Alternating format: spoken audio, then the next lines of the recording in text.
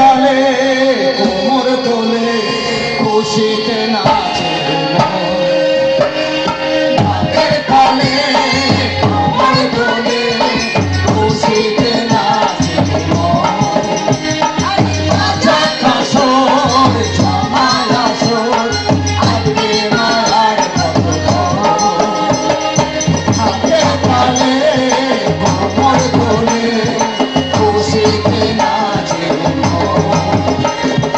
মায়ের রূপে মন ভরে যায় গোলাম জামাই ওই রাঙা পায় মায়ের রূপে মন ভরে যায় গোলাম জামাই ওই রাঙা পায় ওরে ধুনুচি তু হাতে নাচ দিয়া খো হাতের তালে মোর তোলে খুশিতে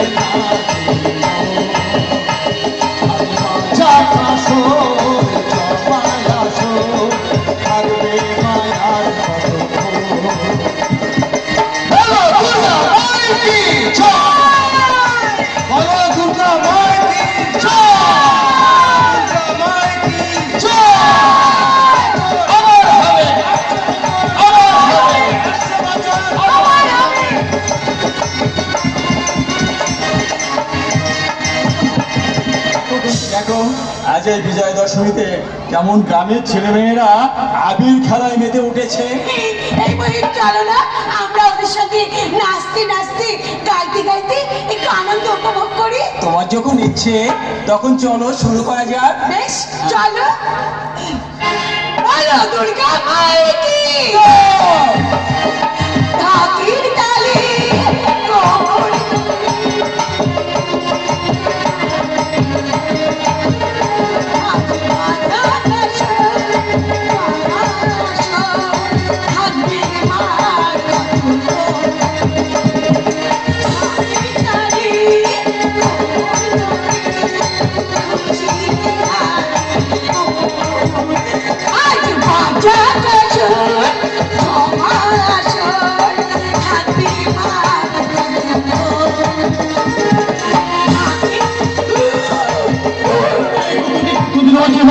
কি হয়েছে তোমার? কি হয়েছে বলো? হঠাৎ কি যে হলো বুঝতে পারছি না। আমার মনে হয় তুমি ষষ্ঠীর দিন থেকে এই বিজয়া দশমী পর্যন্ত প্রতিমা দর্শন করেছো, রাত জেগে তোমার অ্যাসিডিটি হয়ে গেছে। চলো ডাক্তারের কাছে চলো। না না না ডাক্তারের কাছে যেতে হবে না, আমার না এমন কিছু হয়নি গো। তোমার কি হয়েছে? আমাদের তো ছয়শো না, চলো ডাক্তারের কাছে চলো। বলছিলাম কি তুমি আমার কাছে এসো, আমি তোমার কানে কানে বলবো আমি তোমার সন্তানের মা হতে চলেছি।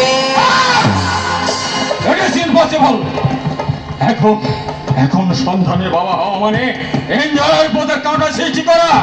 আচ্ছা এক কাজ করো, তোমার শুনে আনন্দ হচ্ছে না? এখন সন্তানের বাবা হওয়া মানে এনজয়ের পথে কাঁটা সৃষ্টি করা যাচ্ছে। চলো ডাক্তার দিবাকর্ষীর কাছে, একটা ইঞ্জেকশন দেবে, 5 মিনিটের মধ্যে ক্লিয়ার হয়ে যাবে। না মহিম, না না না না, এ হতে পারে না মহিম। তোমার আমার ভালোবাসার মাঝখানে যে সন্তান আসছে তাকে তাকে পৃথিবীর আলো থেকে বঞ্চিত করা যে আমাদের মহা পাপ হয়।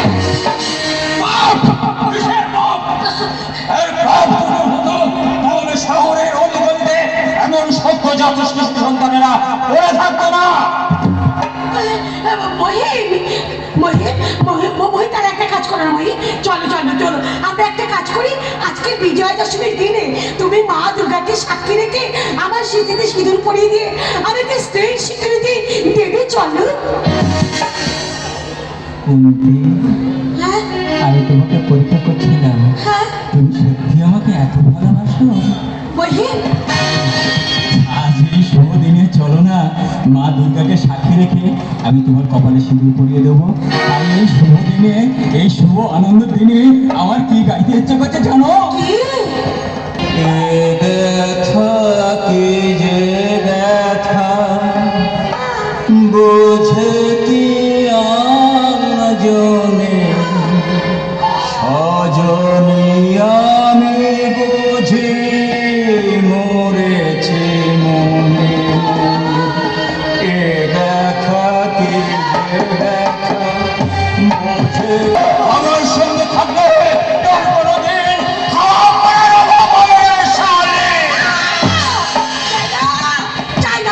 শয়তান লম্পটে দয়া তালানি বেঁচে থাকতে আমি এক্ষুনি ওই নালার মানুষদের সামনে গিয়ে চিৎকার করবো, চিৎকার করে বলবো ওই শয়তান লম্পট মহিন গাঙ্গুলি আমার চরেছে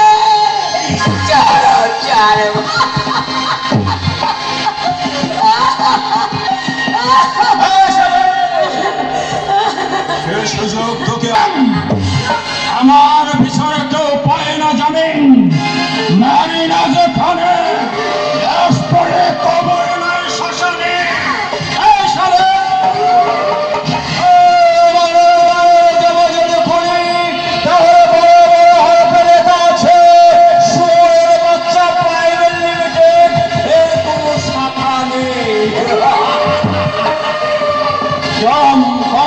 শহর ওই গলি থেকে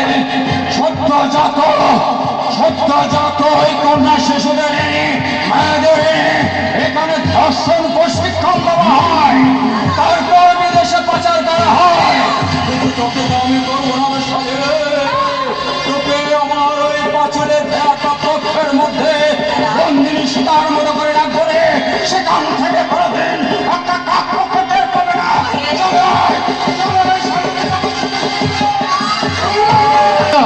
তাই তো এই বাচ্চা দুটো খুন করে রেখেছে বলে কালকে মহিমন্ডল 50,000 টাকা দেবে নগদ। এখন আমি কোন জায়গায় রেখে খুন করি? পেয়েছি পেয়েছি পেয়েছি।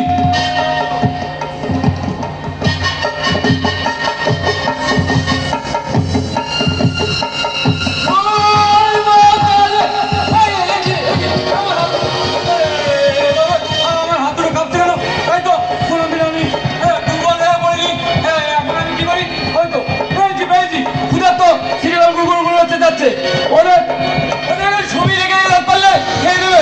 বেশ, কাল সকালে আমি নগদ 50,000 টাকা পাবো।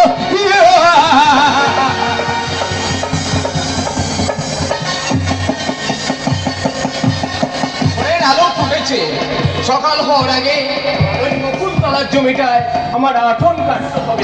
কিন্তু একে এত ভোরবেলা কোথা থেকে যেন সদ্যজাত শিশুর কান্নার সুর ভেসে আসছে, ভালো দেখতেও পাচ্ছি না।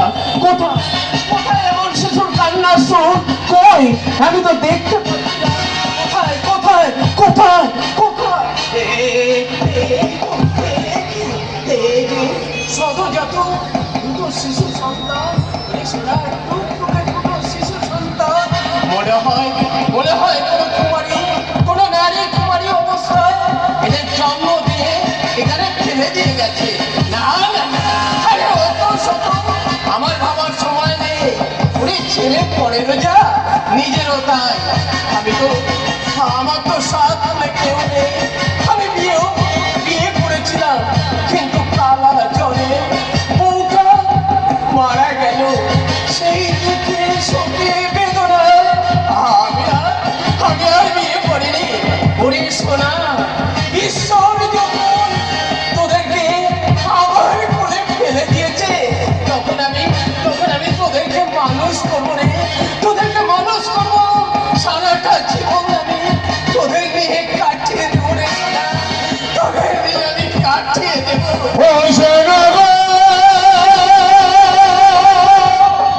কৃষ্ণ করে বসুদে জয় গোকুলে, সংসারের সুখের তরে নিজের ছেলে তুলে দিল পরের কোলে।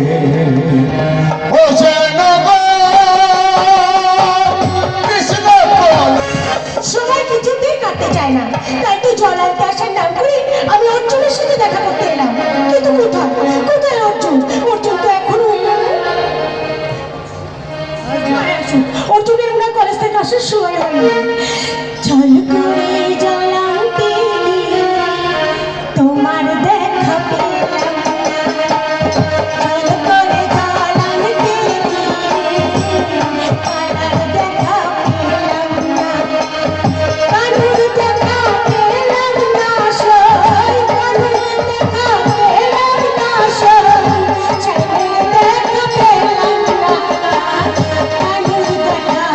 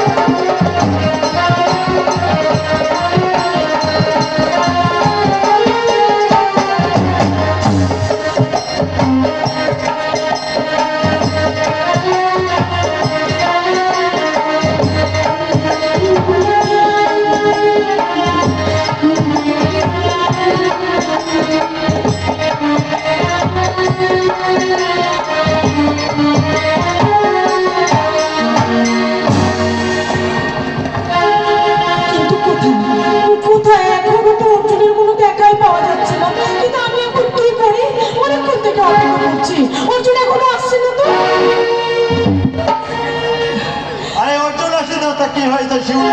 আমি তো এসেছি। সে কি শিউলি, তুমি আমাকে চিনতে পারলে না? আমি অঞ্চল প্রধান রহিম হালদারের ছেলে, পলাশ হালদার। আপনি তাহলে পুলিশ হালদার? নিশ্চয়, তাহলে আমাকে দেখে তোমার পছন্দ হয়েছে। আরে আগে আমি আপনাকে চিনতাম না, কিন্তু আপনার তো মহাপুরুষকে এখন আমি দেখিয়েছি। কিন্তু এটা আপনি ভুল বললেন। পছন্দ হলেও কিছু করার উপায় নেই, কারণ অনেক আগে আমার এই মন প্রাণ সব আমি অর্জুনকে দিয়ে রেখেছি। আমি অর্জুনের মাত্র তাকে আমি ভালোবাসি। সে কি শিউলি? সে সন্তানটাকে তুমি না জেনে তাকে তুমি মন প্রাণ উজাড় করে অন্তর দিয়ে ভালোবাসি। আমি না হতে দেবো না। তুমি আমার শিউলি, সেই স্কাউন্ডার অর্জুন হচ্ছে, আমি তোমাকে 100% লাভ করি। আরে আরে আপনার ভালোবাসা তো কচু পাতার জলের মতো, নিমিষেই নিশ্চিন্ন হয়ে যায়। তাই আমি আপনাকে ঘৃণা করি। তুমি আমায় ঘৃণা করলে কি হবে শিউলি? আমি তোমাকে 100% লাভ করি।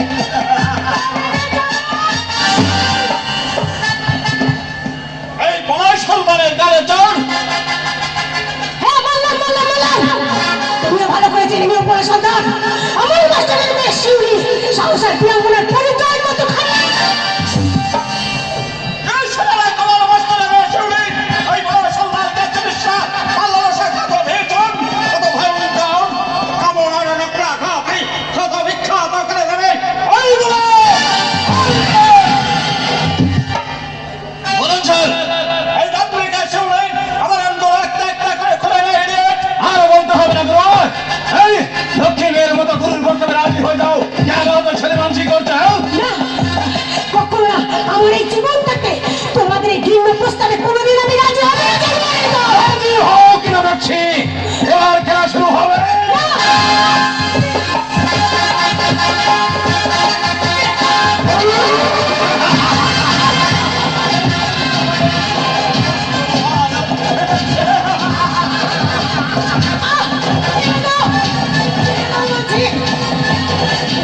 যেমন কুরুক্ষেত্রে কৌরব পুত্রের বংশ দ্রৌপদীর বস্ত্র হরণ করে কৌরবকে ধ্বংস হয়েছিল, তোরা সব সন্তানের তোদের মৃত্যু হবে খুব তাড়াতাড়ি। রাজি হও কিনা দেখছি। এই কোনোদিন রাজি হব না, কোনোদিন রাজি হব না।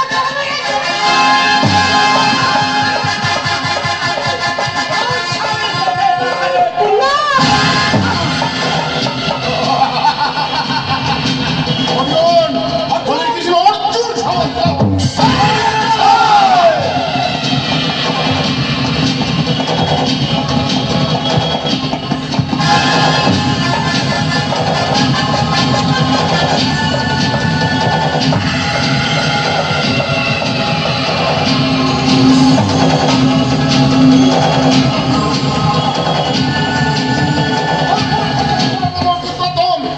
তোমার আমার হাত থেকে থেকে বাঁচাবে কে?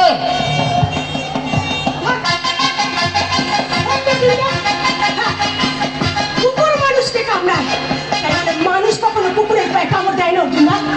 এই না, যাও। আর কোনোদিন এখানে আসবে না। ঠিক আছে, এই অপমানের প্রতিশোধ আমরা একদিন নেবই। সন্তান, যাওয়ার আগে একটা কথা ভালো করে কান খুলে শুনে রাখো। কখনো মেয়েদের অসম্মান করার চেষ্টা। তোমাকে আমার জ্ঞান দিতে হবে না। তোমাকে যখন আমার নজরে পড়েছে একটি রাত্রের জন্য হলেও তোমাকে আমার চাই।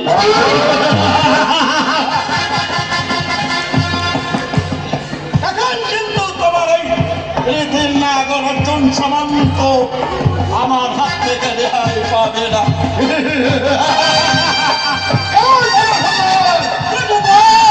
আবার দেখা হবে।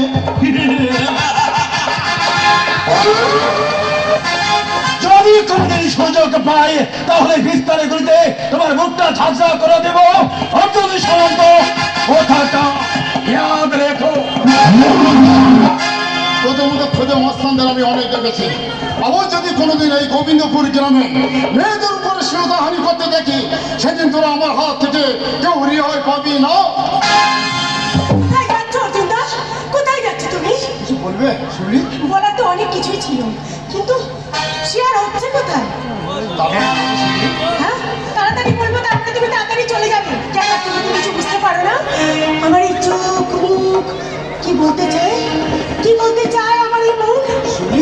হ্যাঁ গো, আমি আমি অনেক কিছু বলার জন্য তোমার কাছে বারবার ছুটে আসি। কত যে তোমাকে বেশিছি ভালো, সে কথা তুমি যদি জানতে। আপনারই হওয়া উচিত ব্যবসায় এক বাংলার বধূ হয়ে অর্ধ উলঙ্গ পোশাক করে আপনি বাড়ি ফিরতে পারতেন। অনেক বড় বড় কথা হয়ে চলে গেল। আসলে গিয়ে তোমার বাবা আমাকে কিচ্ছু বলে না, আমি আর কখনো করবো না কাকিমা।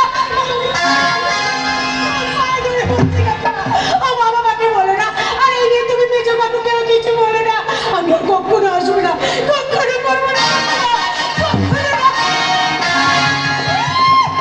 আসবে না। কুকুর যতই কুকুর বড় না কেন, সে ঠিক হাড়ির দিকেই চাইবে। আরে বাবা, তোর বাবা তো অনেক অনেক কথা বলেছিল, খুব চ্যালেঞ্জ কথা বলেছিল। আমাকে আবার জ্ঞান দিতে আসে। আমি একজন আদর্শবান স্কুল মাস্টার। আরে বাবা, তুই শুনে না, আমি হচ্ছে প্রফেসর অমর রায়ের ওয়াইফ। আমি আমার স্ট্যাটাসে চলবো, পার্টিতে যাবো, ড্রিঙ্ক করবো, গ্রুপ প্রেমের সাথে নাচবো আর গাইবো। Oh my dear, please come here.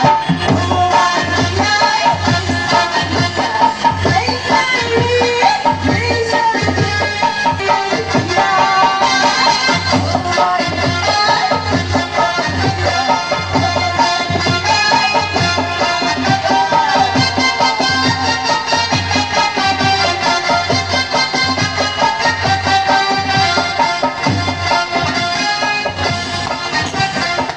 সেই আপনার কণ্ঠস্বর।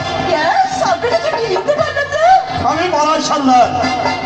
Oh my God! আপনি এত বড় লোক ধনী ছেলে, একটু হাতটা বাড়িয়ে দেন না। আমি একটু হাসি মারি।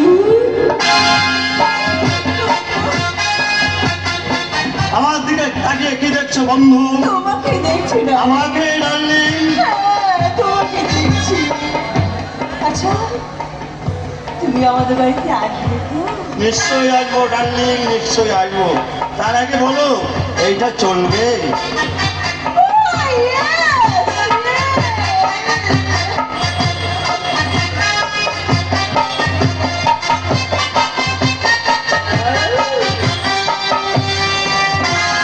दो घूम, अरे दो घूम मुझे भी लागे सदा।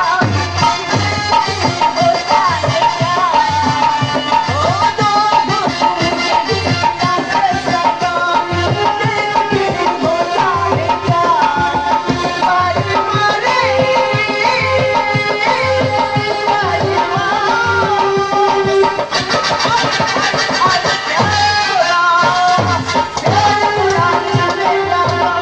চমৎকার! এই মুহূর্তে যদি আমার কাছে একটা ক্যামেরা কিংবা সেলফোন থাকতো, তাহলে তোমাদের এই সুন্দর দৃশ্যটা আমি একটা ছবি তুলে রাখতাম। I hate you! তোমাকে বৌদি বলে ভাবতেও আমার ঘৃণা হচ্ছে। তাহলে এখানে এসেছো কেন? যাও না, তোমার বড় বউদের কাছে যাও। এরকম নাঙ্গা পোশাক পরে চুরানো চুরাতে গা ভাসিয়ে দিয়ে একটা লম্বটার গলদুরা হয়ে অশ্লীল নাচ গান করতে তোমার লজ্জা করে না? আমার লজ্জা করবে কেন? শোনো, তোমার এই বড় বউদের মতো শাড়ি পরে এখনো ঘোমটা দিয়ে ঘরের করে বসে থাকার জন্য আমার জন্ম হয়নি। তবু তোমার একটা কথা না বলে পারছি না। আমার মাতৃসমা বড় বৌদির কথা তোমার ওই কলঙ্কিত মুখে উচ্চারণ করো না, তাহলে তোমার ওই জিভটা এক্ষুনি খসে মাটিতে পড়ে যাবে, মাটিতে। ছি ছি মেজে বৌদি, ছি। চালনি সুচকে বলে তোর পেছনে কেন ফুটো? আরে বাবা, তোকে যদি শিউরের সাথে ফুসফুস করতে না দেখতাম, তাহলে কি করতিস? আজ দেখে ফেলেছি বলে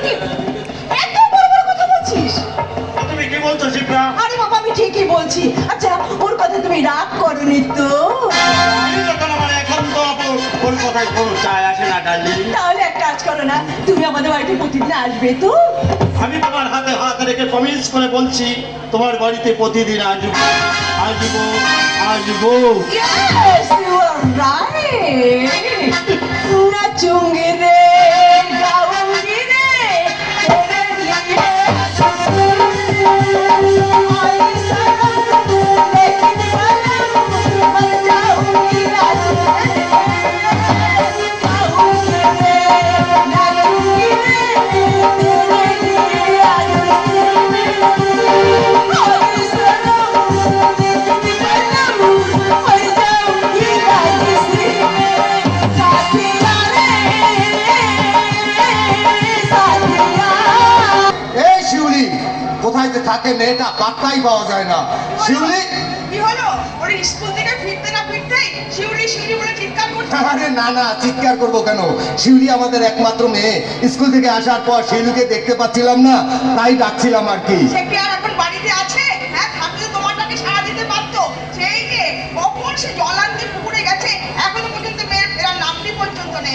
তুমি এমন রেগে যাচ্ছ কেন সবিতা? শিউলি মা আমার। আরে বাবা, সে কি এখন আর বলছি খুকি কি আছে? হ্যাঁ, ওরে আগের মতো ঝিঙিপনা করলে লোকে বলবে কি? কি বলবে সবিতা? আমার শিউলিকে আমি সেভাবে মানুষ করিনি যে তার জন্য লোকের কাছে আমার কথা শুনতে হবে। দেখো, বাবা হয়ে কিন্তু মেয়েকে নিয়ে অত অহংকার করো না। এই তো কিছুদিন আগে ওই বসেদের বাড়ির একটা মেয়ে বাবা মার মুখে ছাওয়া ঘষে দিয়ে তবে সে একটা কলেজের ছেলেকে নিয়ে পালিয়ে গেছে। সবিতা, আমি ঠিকই বলছি, তাই আমি বলছি দেখো, সময় থাকতে থাকতে মেয়ের বিয়ে দেওয়ার ব্যবস্থা করো। আরে বৌদি, শিউলির বিয়ের জন্য তোমাদের এত ব্যস্ত হতে হবে না, কারণ সে রায়বাড়ির একমাত্র মেয়ে, তাকে তো আমরা যে কোনো পাত্রে হাতে সম্পাদন করতে পারি না। সে তোরা যেটা ভালো বুঝবি তাই করবি। আমার চাকরি থেকে রিটায়ার হতে আর মাত্র 1 বছর বাকি। তারপর তোরাই তো আমার একমাত্র আশার প্রদীপ রে ভাই। তুমি এই সংসারের জন্য অনেক কিছু করেছো বর্দা, তোমাকে আর বৌদিকে আর এই সংসারের জন্য আর কিছু করতে হবে না। না না, ও কথা বলিস না, আমাকে করতেই হবে। শোন শোন, তোর আমার কি একটা ইচ্ছা আছে জানিস? কি ইচ্ছা বর্দা? তোকে আমি প্রফেসর করেছি, বিমলকে আমি ডাক্তারি পড়াবো। নিশ্চয় তোমার ইচ্ছা পূরণ হবে বর্দা। কারণ আমার বন্ধুরা কি বলে জানো? কি বলে? আমার বন্ধুরা বলে তোর বর্দা দেবতুল্য আদর্শবান মানুষ, আর বৌদি আমাদের সাক্ষাৎ মানব প্রতিমা। আর সেই জন্যই তো আমি সারাদিন ঈশ্বরের কাছে গায়ে মনোবাক্যে প্রার্থনা করি যে তোমাদের সুখী হচ্ছে আমাদের সুখ। আচ্ছা বৌদি, শিবরাকে দেখতে পাচ্ছি না কেন? আরে বাবা, ও তো সে মার্কেটিংয়ে গেছে। সে একা মার্কেটিং এ গেছে? কেন রে বিমল? মেজো মামা একা মার্কেটিং করতে যেতে পারবে না কেন? কারণ পোশাক পরিচর্যা আমার ভালো লাগে না বর্দা। ও নিয়ে তুমি কিছু চিন্তা করো না, দেখবে সব ঠিক হয়ে যাবে। হ্যাঁ, তুই জানিস সব কিছুই তো জানিস ভাই। মেজো বৌমা শহরে মানুষ হয়ে গ্রামের বধূ হয়ে এসেছে, তার স্বভাবটা একটু অন্যরকম হতেই পারে। কিছুদিন পরে দেখবি তোর বৌদির মতো লাল পেড়ে শাড়ি পরে হাতে সন্ধ্যা প্রদীপ নিয়ে নিজেকে ঠাকুরের পায়ে সমর্পণ করেছে। তোমার কথা যেন অক্ষরে সত্যি হয় বর্দা। কারণ আমরা তো জানি আমাদের মা বাবা আমাদের কিভাবে তৈরি করেছে। তাই আমিও চাই তোমাদের শিক্ষা দীক্ষা আর আদর্শকে নিয়ে এইভাবে আমি সারাটা জীবন চলে যেতে পারি। তোমরা আমাকে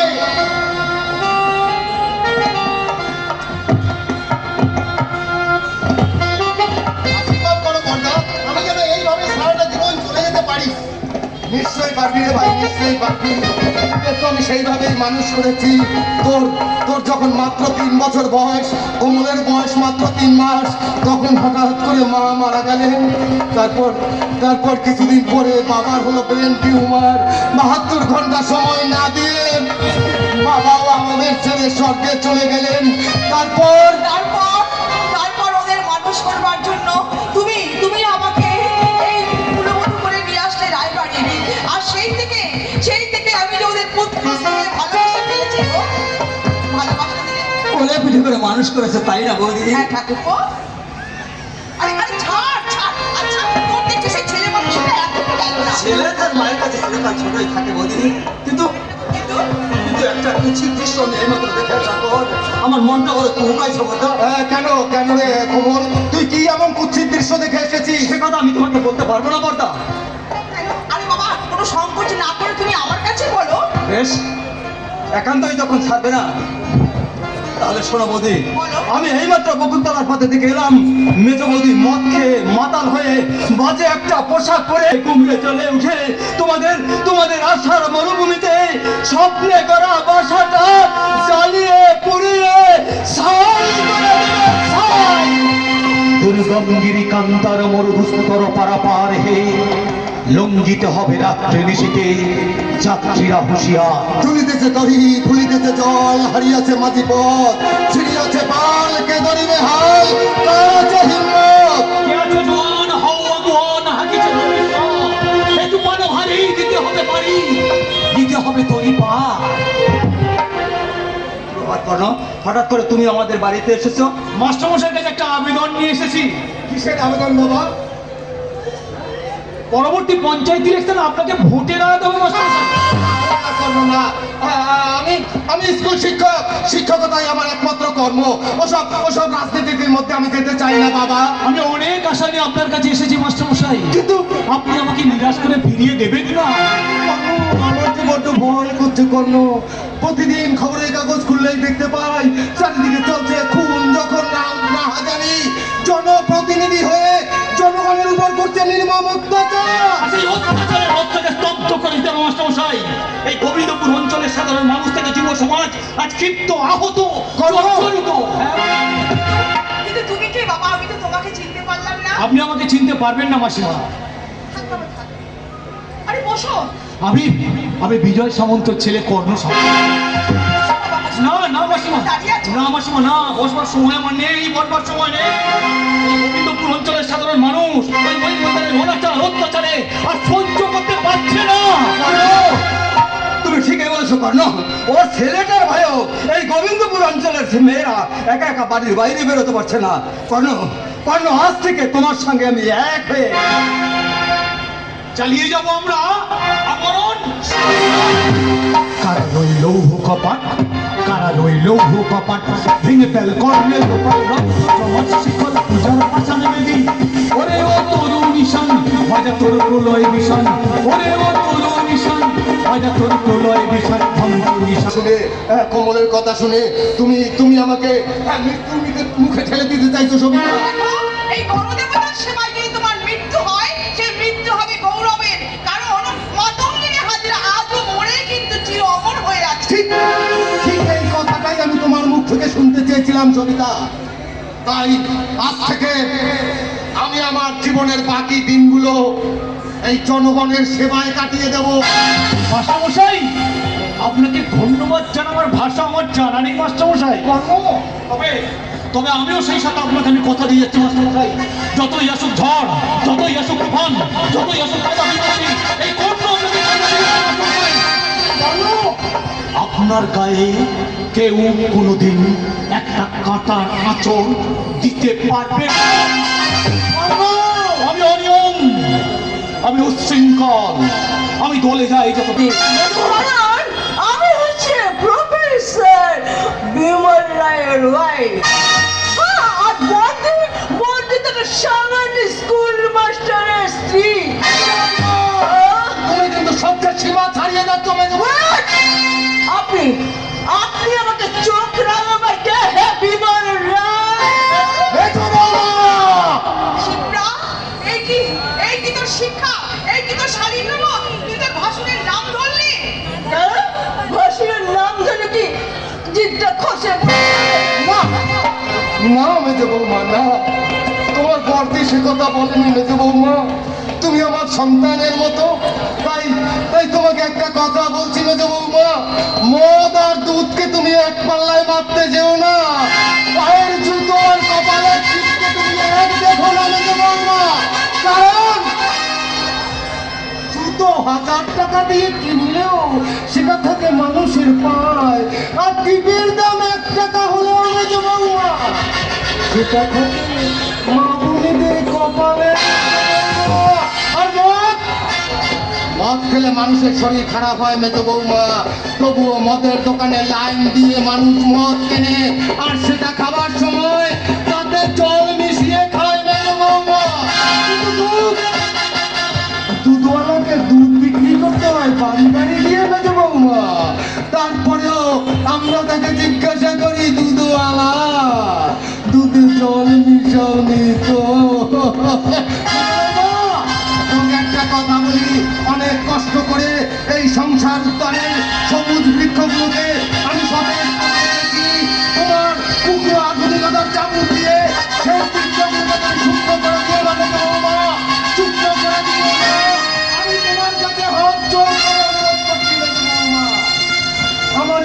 জোড়ানো সংসারটা ভেঙে তুমি টুকরো টুকরো করে দিও না মেজো বৌমা, টুকরো টুকরো করে দিও না।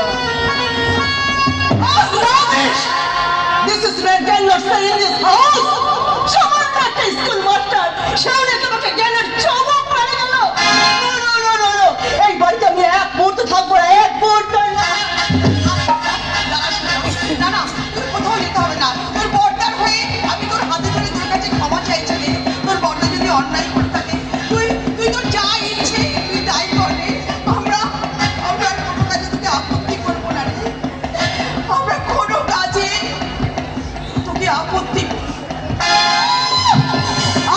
করলে আমি তোমার কথা শুনবো কেন?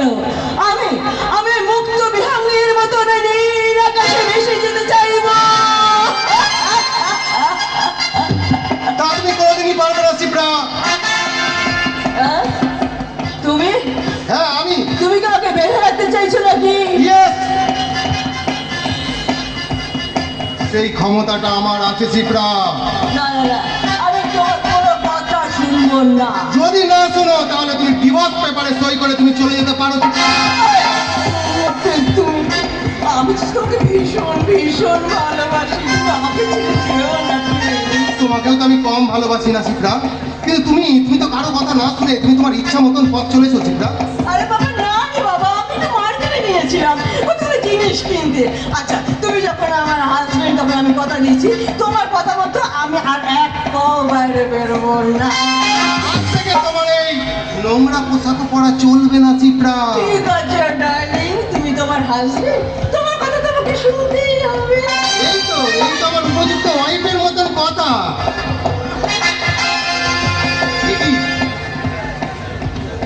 এই শিপ্রা, তোমার মুখ থেকে কিসের গন্ধ আসছে? মার্কেটে না গেছিলাম না, একটু কোল্ড ড্রিঙ্কস খেতে ইচ্ছে করছিল, তাই একটু কোল্ড ড্রিঙ্কস কি। ও আচ্ছা তাই বলো। আরে আমি তো ভাবলাম না গো না, আমি আর কোনোদিন ওইসব জিনিস ছুঁইনি না। জানো তো আজকে আমার মনটা কি চাইছে জানো? কি যদি এই মনকে চায় তবে কেন শরীর